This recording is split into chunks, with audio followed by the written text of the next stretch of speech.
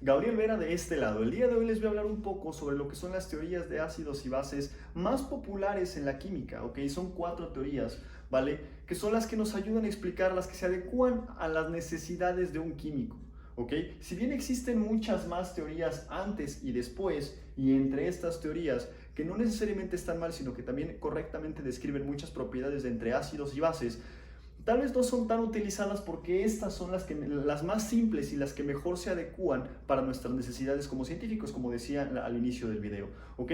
Si quieren que hable de estas teorías que son un poco más underground, pueden dejarlo en la caja de comentarios y con mucho gusto trabajo en esos, ¿vale? Entonces voy a comenzar a hablarles en orden cronológico. Si bien antes de Svante Arrhenius ya existían algunas teorías de ácidos y bases, la que más se popularizó por su similitud con la realidad fue Svante Arrhenius, la cual fue concebida por ahí de 1800, hacia finales de los 1800, 1886 y 1890, por ahí, justamente porque Arrhenius trabajaba con Wilhelm Oswald en disolución acuosa, en cosas de disolución acuosa, electrólisis y demás. Y de hecho, eso fue lo que llevó a Svante Arrhenius en 1903 a recibir el Premio Nobel de la Química por sus contribuciones a la química en disolución, ¿ok? Estas contribuciones a la química en disolución nos llevan a concluir que un ácido es toda especie que tiene la capacidad de donar protones y una base es toda especie que tiene la capacidad de donar hidroxilos en una disolución acuosa, o disociarse para formar protones e hidroxilos, ¿vale? Y la reacción entre un ácido y una base va a formar una sal y agua. Si bien esto es cierto para una reacción de neutralización típica, como por ejemplo ácido sulfúrico con hidróxido de sodio, no necesariamente es cierto para muchas reacciones entre ácidos y bases, ¿ok? Pero es la primera aproximación, es una extraordinaria aproximación para los momentos en los que se encontraba la química en ese momento de la historia, valga la redundancia. Al día de hoy nosotros sabemos que encontrar protones, es decir, a la partícula subatómica positiva, ¿okay?, en disolución acuosa es prácticamente imposible, pues es una especie muy pequeña, por ende muy polarizante. Nosotros la vamos a encontrar como agua protonada, conocida también como ion hidronio. Y esto es lo que nos lleva a la definición de Bronsted y Lowry, publicada por ahí de 1923. De hecho, Bronsted y Lowry llegaron a las mismas conclusiones, pero de manera independiente, y es por eso que esta teoría lleva los apellidos de estos dos científicos. Ellos hablan de cosas extraordinariamente novedosas para su época. De hecho, ellos empiezan a hablar de esa dualidad entre un ácido y una base conjugada. Ellos dicen que un ácido es una especie que se puede disociar para formar protones, hidronios, ¿vale? Y una base conjugada. ¿Okay? Es mucho, eso es, en términos estequiométricos, es equivalente a utilizar el hidrógeno al protón más bien, o a los hidronios, ¿ok? Pero de hecho es un poquito más sencillo para términos de ecuaciones químicas utilizar solo a los protones puros, aunque en términos reales esté mal, pero en términos numéricos nos va a hacer la vida mucho más sencilla, ¿ok? Que utilizar a los hidronios, porque tendríamos que estar considerando aguas y otras cositas ahí interesantes, ¿vale? Justo por la presencia de los oxígenos. En fin, de eso hablaré un poquito más adelante. Entonces ellos estaban hablando de la dualidad entre un ácido y una base conjugada, y ellos estaban diciendo que una base es una especie que tiene la capacidad de aceptar protones, como por ejemplo el hidroxilo tiene la capacidad de aceptar un protón para formar agua, ¿ok? Entonces ahí son las primeras aseveraciones sumamente importantes, ¿vale? O sea, un ácido puede formar una base conjugada, y una base, como por ejemplo el hidroxilo, podría formar a un ácido conjugado. Eso nos lleva a varias conclusiones interesantes que ellos sacaron, y una de ellas es que el agua es un anfolito, ¿ok? El agua se puede comportar como un ácido, pero también como una base. De hecho, en condiciones normales de temperatura y presión, ¿vale?, a temperatura ambiente, pues condiciones normales de temperatura y presión, el agua se autodisocia, es decir, reacciona consigo mismo porque se puede comportar como ácido y base simultáneamente para formar iones hidronio y para formar hidroxilos. De hecho, la concentración molar de cada uno de ellos es de 10 a la menos 7 molar, que es de hecho el famoso Kw, ¿no?, la constante de autodisociación o de autohidrólisis del agua, ¿ok? ¿Vale? Eso es una cosa súper importante, ¿vale? Cosa que no hablaba Svante Arrhenius. Y también ellos hablan de que no se necesita un medio acuoso, como lo propone Svante Arrhenius, para que puedan existir reacciones entre ácidos y bases, como por ejemplo el ácido acético y el amoníaco para dar acetato de amonio. El ácido acético es un ácido para dar la base conjugada, que sería el acetato, y el amoníaco para dar el ácido conjugado, que es el ion amonio. ¿Ok?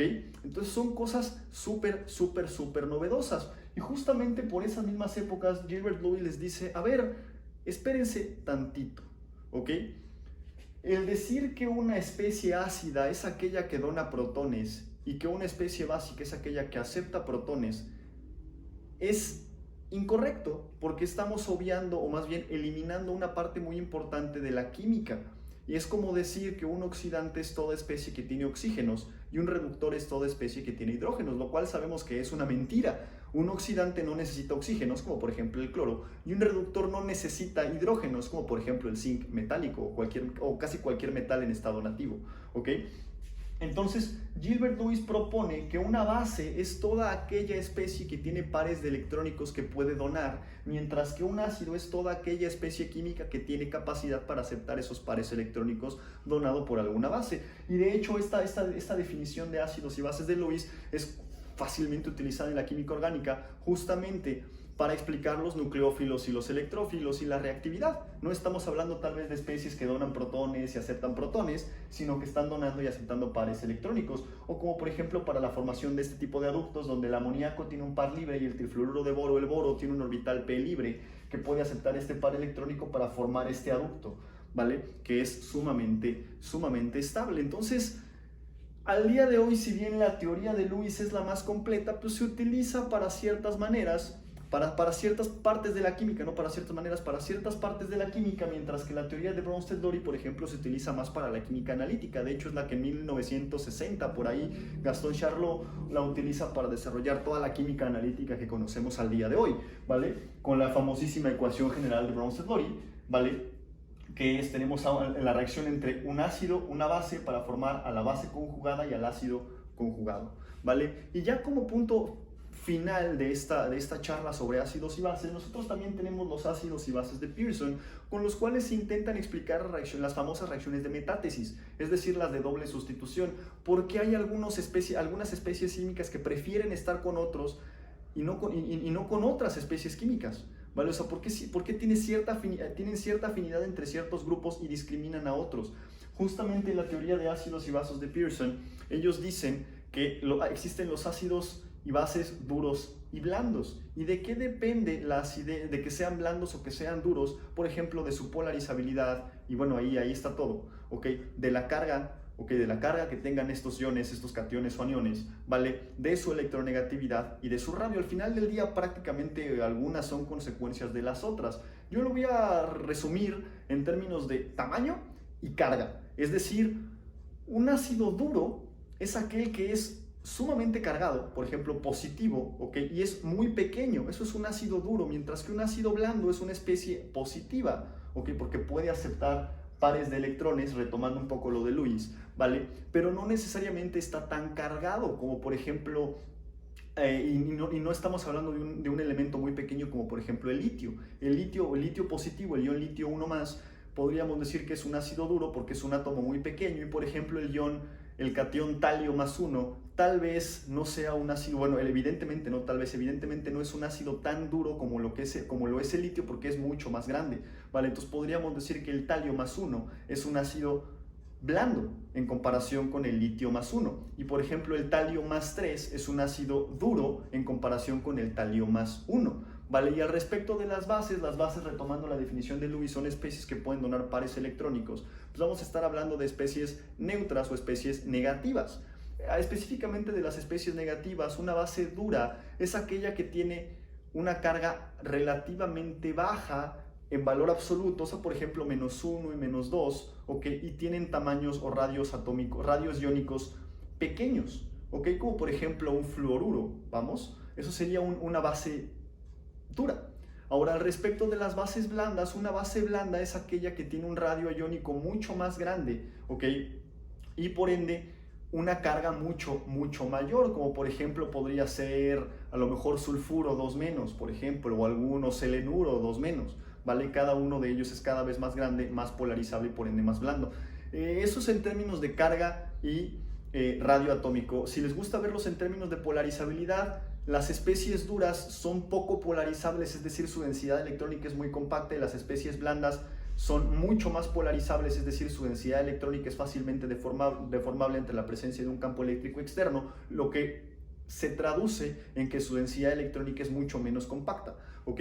Y ellos dicen, bueno, Pearson dice que la manera en la que reaccionan va a ser lo igual con lo igual, los ácidos duros con las bases duras y las bases blandas con los ácidos blandos, ¿vale? O sea, duro, duro, blando, blando. Y de esa manera podemos empezar a explicar por qué, por ejemplo, se prefiere que el sulfuro reaccione con ciertos elementos o los selenuros que son blandos reaccionen con ciertos elementos, con ciertos ácidos blandos, ¿vale? Y bases como por ejemplo el fluoruro, que sería un poquito más duro, reaccione con o prefiera reaccionar con otros elementos más que con otros, y con eso se empieza a explicar un poco lo que son las reacciones de metátesis, ¿vale? Si les gustó la explicación, háganmelo saber por favor en la caja de comentarios. Si hay algo más de lo que quieran hablar, ya saben que yo aquí estoy y estaré siempre para ustedes. Mi nombre es Gabriel Vera, espero que les haya gustado y sean felices.